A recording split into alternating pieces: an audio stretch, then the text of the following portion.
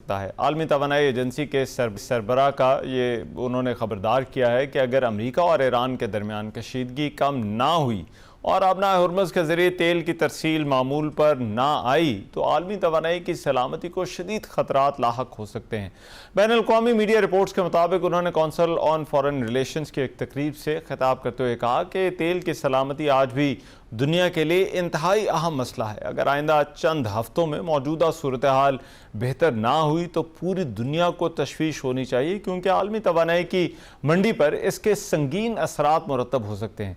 IAEA के सरबराह का बयान ऐसे वक्त में सामने आया है कि जब अमरीका ने ईरान पर मुसलसल छठे रोज़ भी मुख्तलिफ फ़ौजी अहदाफ पर हमले किए हैं। आबना हुर्मुज़ दुनिया की अहम तरीन बहरी गुजरगाहों में से शुमार होती है, जहाँ से आलमी सतह पर समुंदर के रास्ते मुंतकिल होने वाले खाम तेल का तकरीबन 5वां हिस्सा गुजरता है। इसी वजह से इस रास्ते में किसी भी रुकावट का बराह रास्त असर आलमी तेल की कीमतों और तवानाई की फराहमी पर पड़ता है। दूसरी तरफ ईरान ने आबना हुर्मुज़ को बंद रखने का फैसला बरकरार रखा है। ईरानी हुकाम का यह कहना है कि अमरीका ने जंग बंदी से मुतालिक मफाहमती यादाश्त की पासदारी नहीं की, इसीलिए सूरत हाल मामूल पर नहीं आ सकती।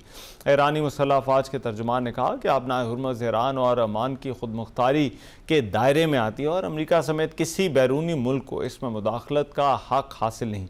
लेकिन वाइट हाउस के तर्जुमान का यह कहना था कि ईरान ने आबना हुर्मुज़ से गुजरने वाले तिजारती जहाज़ों को निशाना बनाकर मुआहदे की शराइत तोड़ी हैं, जिसके बाद अमरीका ने फ़ौजी कार्रवाई की। तवानाई के माहिरीन के मुताबिक अगर आबना हुर्मुज़ में कशीदगी बरकरार रही और तेल की तरसील मुतासिर होती रही तो न सिर्फ खाम तेल की कीमतों में मज़ीद इजाफा हो सकता है, बल्कि आलमी मईशत, महंगाई और तवानाई की सप्लाई चेन भी शदीद दबाव का शिकार हो सकती है।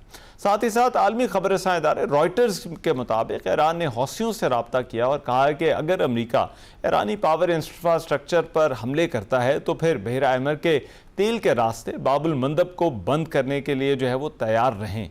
रिपोर्ट में कहा गया है कि इस हवाले से ईरान की क़यादत में तबादला ख्याल भी किया गया और ये पैगाम हौसी इत्तेहादियों तक भी पहुंचा दिया गया है।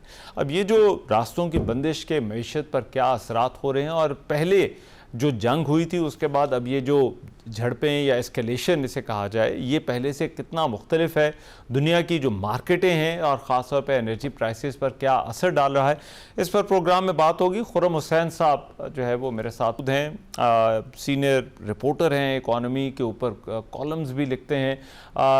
बहुत शुक्रिया खुर्रम हुसैन साहब आपके वक्त का। खुर्रम हुसैन साहब, सबसे पहले तो मैं आपसे ये जानना चाहता हूँ ख़ास तौर पर एनर्जी प्राइसेस के हवाले से, चाहे उसकी तरसील हो, उसकी प्रोडक्शन हो, आगे डिस्ट्रीब्यूशन का निज़ाम हो, कितना फ़र्क पड़ रहा है ये रीसेंट एस्केलेशन का इस सारे साइकिल के ऊपर या इस सारे सिस्टम के ऊपर?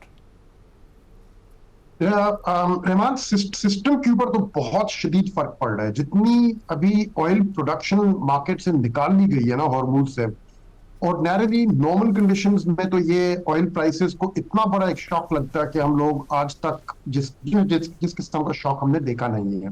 यूक्रेन वॉर से ज्यादा बड़ा, 2008 का जो शॉक था उससे भी ज्यादा बड़ा।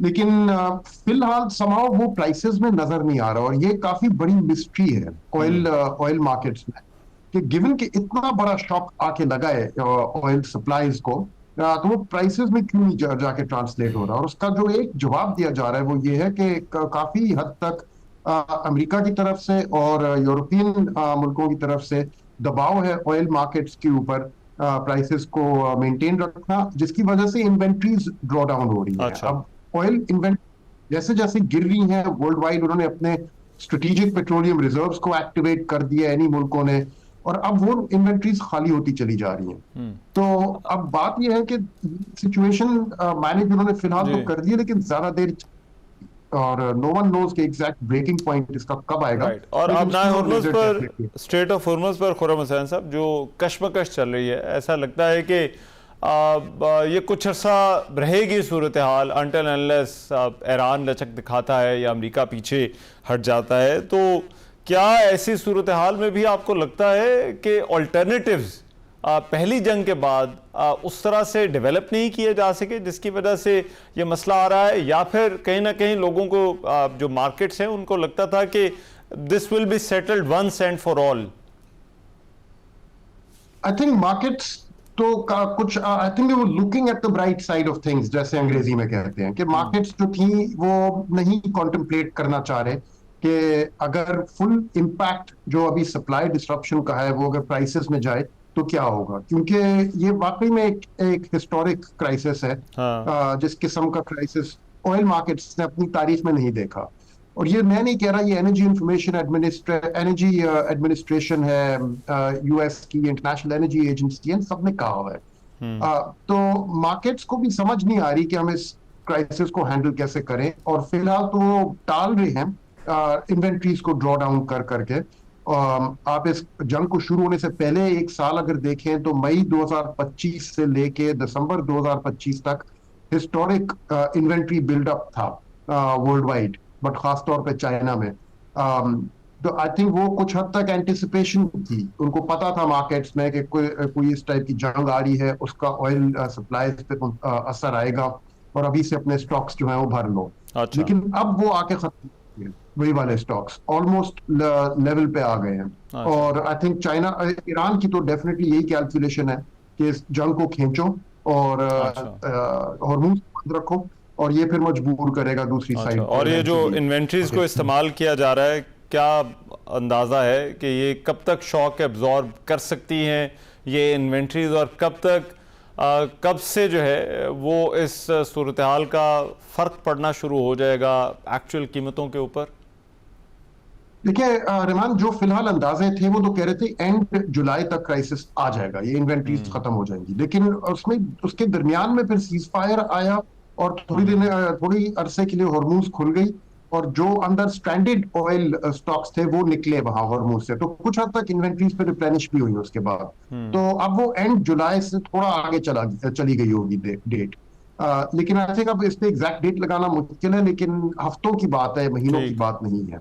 और ऑल्टरनेटिव्स के हवाले से क्या गल्फ और जो बाकी स्टेक होल्डर्स हैं वो सोच रहे हैं कि इस आबनाए हुर्मुज़ का कुछ ऑल्टरनेटिव भी देखना होगा, या उस पर कुछ काम हो रहा है? नहीं, लाजिम काम हो रहा है, और पाइपलाइंस वगैरह पे मजीद और मुज़ाकरात शुरू हो भी चुके हैं, लेकिन वो सालों का काम है, ऑल्टरनेटिव्स को डेवलप करने में साल लगेंगे। यहाँ क्राइसिस आपका हफ्तों में पैदा हो रहा है, और जंग जो है वो महीनों में गिनी जा रही है। तो बिल्कुल टाइमलाइंस जो है ना वो अलाइन नहीं कर रही यहाँ पे। ऑल्टरनेटिव्स फिलहाल जिस पे अभी ऑयल मार्केट्स चल रही हैं, वो जो एक वेस्टर्न पाइपलाइन है सऊदी अरब में, जो गल्फ से यानबू के पोर्ट में रेड सी में लेके जाती है, उसमें कोई 6 मिलियन बैरल्स पर डे तक की कैपेसिटी है। वो पाइपलाइन अभी फिलहाल चला रही है काफी हद तक। जो गैप पैदा हुआ है हॉर्मूज को बंद करने के बाद, जो 20 मिलियन बैरल्स पर डे का गैप था, उसमें से 6 तो इसने ही पूरे कर लिए हैं। उसके अलावा नॉन ऑयल जो कार्गोज हैं वो जो यूएई के पोर्ट्स हैं उस साइड पे, गल्फ साइड पे, फुजैरा और उधर, लेकिन उधर अभी सुनने में आया है कि 2 दिन पहले कुछ हुई है हिट्स, और उधर भी शायद अब शिपिंग रुक गई है जानी। अच्छा। एंड एलएनजी की कोई अल्टरनेटिव अभी नहीं है, पाइपलाइन तो एलएनजी की नहीं जाती कोई भी, तो कतर से जितनी एलएनजी आनी है वो सब रुकी हुई है, and as a result global LNG markets में प्राइसेस बहुत चढ़ रही हैं, तो असर काफी आ रहा है, alternatives are not able to keep up. और आपको क्या लगता है हमारे ऊपर जो फर्क पड़ेगा वो पहले की तरह ही होगा, जिस तरह से एकदम से कीमतें बढ़ी थी और we were touching the peak जो ऑयल प्राइसेस के हवाले से, या फिर जो है वो थोड़ा मैनेज होगा इस मरतबा, उससे कम फर्क पड़ सकता है? नहीं, आई डोंट थिंक उससे कम फर्क पड़ेगा। यहाँ हमारी यहाँ वीकनेस एक ये है कि पेट्रोल के ऊपर टैक्सेस भी कम नहीं कर सकते, क्योंकि आईएमएफ का प्रोग्राम चल रहा है, अपने रेवेन्यू टारगेट्स ऑलरेडी इनसे मीट नहीं हो रहे, और पिछले साल भी पेट्रोल पे जो टैक्सेस कलेक्ट किए हैं, पेट्रोल और डीजल पे, उन्होंने बहुत बड़ा रोल प्ले किया है गवर्नमेंट को अपने रेवेन्यू टारगेट्स मीट करने में। जो मीट तो नहीं हुए, लेकिन एटलीस्ट जो इजाफा उन रेवेन्यूज में हुआ था उसमें पेट्रोल और डीजल के टैक्सेस ने बहुत बड़ा रोल प्ले किया। उनको कम करने की इनके पास गुंजाइश बहुत कम है, तो अगर साथ साथ प्राइसेस भी इंक्रीज हो जाए तो इनके पास इतनी ज्यादा लचक नहीं है कम कर सके। और आज की हेडलाइंस हमने देखी है, वो कह रहे हैं कि 14 दिन का कवर ऑलरेडी आ गया है, 21 दिन से गिर के 14 पे आ गया। तो अभी आई थिंक इनके पास मैनेज करने की जगह बहुत बहुत कम है।